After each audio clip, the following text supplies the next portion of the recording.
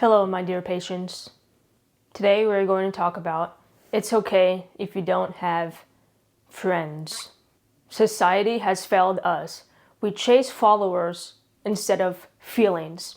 We crave love through screens and call that connection. Sometimes I ache for my childhood. No worries, no insecurities, nobody making fun of me of how I look. Well, of how you look, because this video is about you. I mean, I have friends.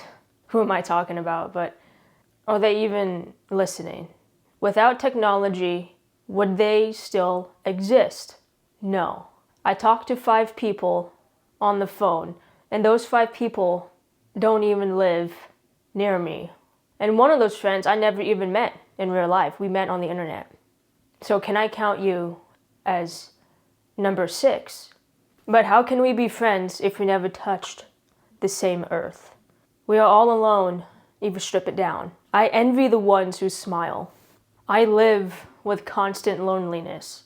Will you still hold space for me when I take too long to upload a video? Will you still love me knowing I find more meaning in fiction and then in you? It isn't fair for you to hate me. I mean, this has nothing to do with you, but yet it has to do everything to do with you, because all of this is for you. I make these videos for you, and sometimes I feel like that isn't enough. But is it something? When friends say, hey, I like your videos, do they mean it, or they just do it just to be nice? But I found peace in the silence. If you can't stand your own company, you don't deserve love. I feel behind in life because I'm 24 in a world that measures worth by cars and followers. They tell you to go get a job, but yet no one hires you to gain that experience. How can you be 24, 37, or 50, or 12 years old in a world that measures happiness by cars and followers and how many girls you have or men on the side? What dictates happiness by followers? Nobody ever comes up to you and tell you, hey, how's it going? How are you doing? It's always, how many followers do you have? How many views did your last video get? It's the same thing when people, especially grown-ups, they come up to their 18-year-old kid and say, where are you going to college? What college are you going to, son? Where are you going? But they never ask you, why are you going to college? What are you going to do in college? It's always, where are you going in college? As if going to a certain college adds more pristine to your resume. I guess it does. But nobody asked you the question of, why are you going to college, son? Why? There's a difference between where are you going to college and why. Because you can go to college and have no idea what you're doing. I don't want you to make the same mistake as I did. I went to a private college, very expensive college. But did I know why I was doing there? No. I studied a degree, criminal justice, a degree that means nothing to me because I only studied it because I had no other choice. For one, I had no idea what to study. And number 2, my parents kept saying I need a good government job. And I didn't want to stay in college for 5+ more years, 10+ more years studying a nursing degree. So I thought criminal justice. You don't have to be that incompetent to study criminal justice. It involves no numbers, no using math. But we never asked the question, why are you going to college? It's, where are you going? As if going to the most expensive college in your country, in your state, gives you more credibility. As in that someone who goes to the cheapest college actually knows what the fuck that they're doing. I didn't know what the fuck I was doing. But how does this relate to it's okay not to have any friends? You can apply that same scenario to everything in life. The next time, ask yourself this question. Why am I doing this? Apply that to everything that you do in life. Because sometimes I feel selfish for not texting my friends back. It's been 3 days, a week. And then I ask myself this question. Why haven't I texted my friends? Well, it's because I've been occupied with making the best YouTube videos possible. I've been occupied with trying to find a job. I've been occupied attempting to write my first album, playing the piano and guitar. And then I don't feel so bad anymore. And then ask yourself this question. Because I have a friend in particular that got mad at me because I have not texted them in a week. And I gave this person a logical response, saying that I really am been busy, trying to self-improve. And they got mad at me because I was so focused on myself before them. Real friends, they don't need constant reminders to text you back. Real friends take space in between. Real friends support you along your journey. So really ask yourself this question. Why am I friends with this person? Why do I feel bad for not texting them? And then really assess, oh, it's because I've been busy trying to become better and don't feel so sad anymore. Find your purpose, find a goal. You need to learn to grow. You need to learn how to become lonely. Strip life down and it's a poem, constantly being rewritten. If you pause long enough, you'll see that your own words are beautiful. You don't need validation to breathe. Dreams come true when you do the work. It's not about being better. It's about finding the joy in becoming better. Because maybe to find friends, or maybe to keep those friends that you have, honestly, if you have to try to keep them, they're not worth anything anyway. But maybe in order to find friends, you first have to become a friend to yourself. And it's okay not to have friends. It's okay not to talk to your friends every day. We all fall into our own worlds, trying to self-improve. People who don't socialize as often are not really antisocial or not lonely. They just don't have the time for unnecessary drama. Never feel ashamed for not texting that one friend back, and never feel ashamed for that one friend getting mad at you, because that tells you who they really are. Sometimes I want to start fresh, delete everything, disappear, be reborn again, but I can't, because I can't go back in my mother's womb. It's impossible. But the closest thing in being reborn again is to, I guess, shave your head, delete everyone from your life, delete social media, make a list, make a goal, and that's what being reborn feels like, being insane.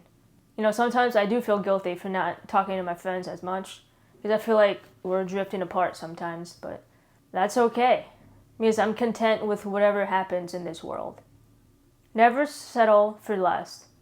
Close your eyes, and that's the rest of your life. Your goal will look different from everyone else's.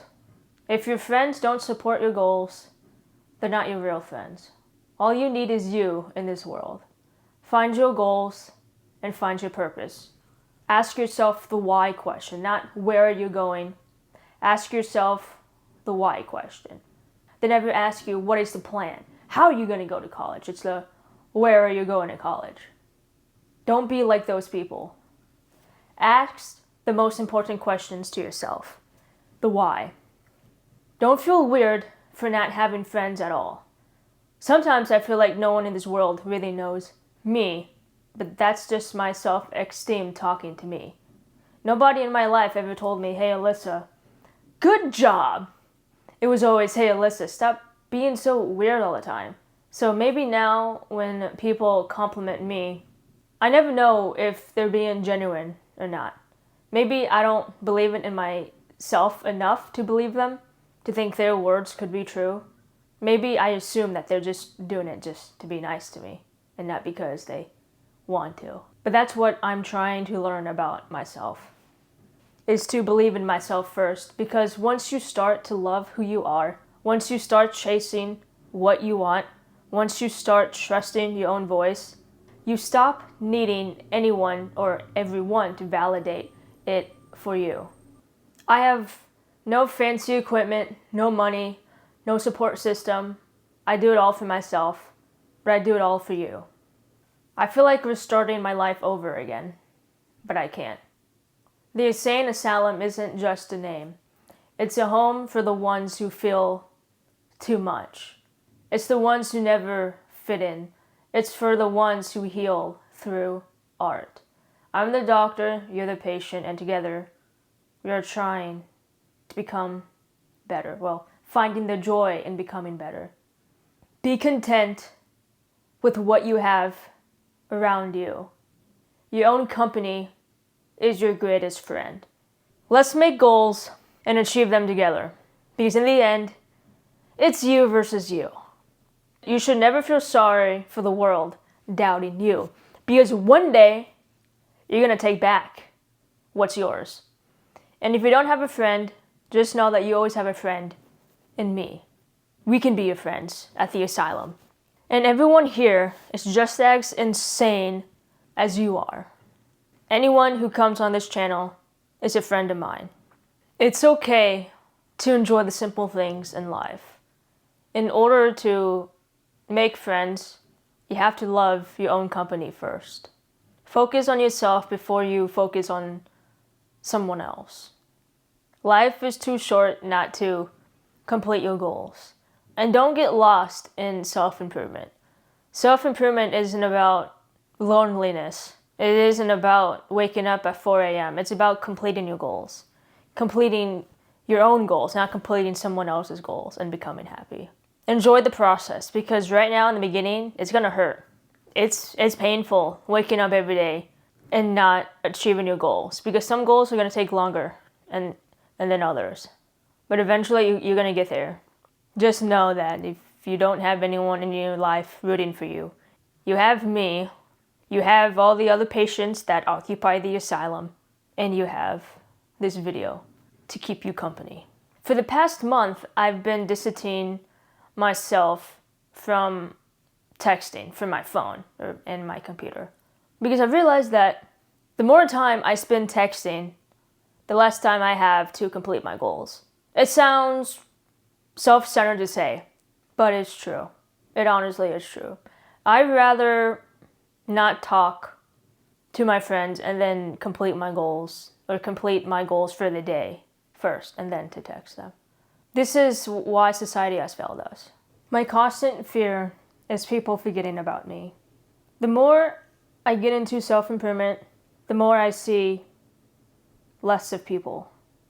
I don't want those bonds that I shared with the people in my life to forget about me, or they think that I'm being selfish for achieving my goals in life. What is more productive, texting your friends or getting your goals done? There has been many times throughout my self-improvement journey where it's the end of the day, I got about an hour or two left in the day to relax, and just because I've been up all day, I'm tired, and on my list, on that piece of paper, I say I have to read a book, and I haven't read that chapter in the book yet, even though it says in my schedule that I have to, because today's Monday, and that's when I read my book. I'm lazy and I opt out, and I either watch TV instead or I text my friends. Do the hard thing first. Work hard, play hard. That's what they say. Work hard, play hard. You need to find the beauty in self-improvement. Find the beauty in solitude. Find the beauty in loneliness. Write your own story.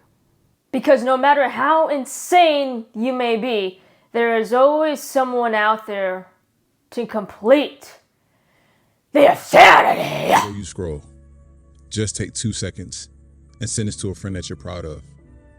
Hey, I don't think you hear it enough, but I'm proud of you. Not just for what you've done, but for everything that you pushed through that nobody knows about. I've watched you grow, I've seen you struggle, and I've seen you rise above situations that would have broken most people.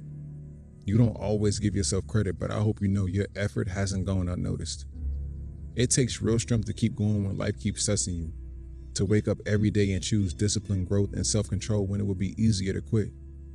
You've changed so much, not because you had to, but because you wanted better for yourself. And that right there is something to be proud of. Even if you don't feel like you're where you want to be, trust me, you're further than you were, and that alone is progress. So if no one else tells you today, hear from me first. I'm proud of you, proud of how far you've come, proud about who you're becoming. and I can't wait to see where you go next. Keep going. The world may not be clapping for you yet, but I promise your moment is coming.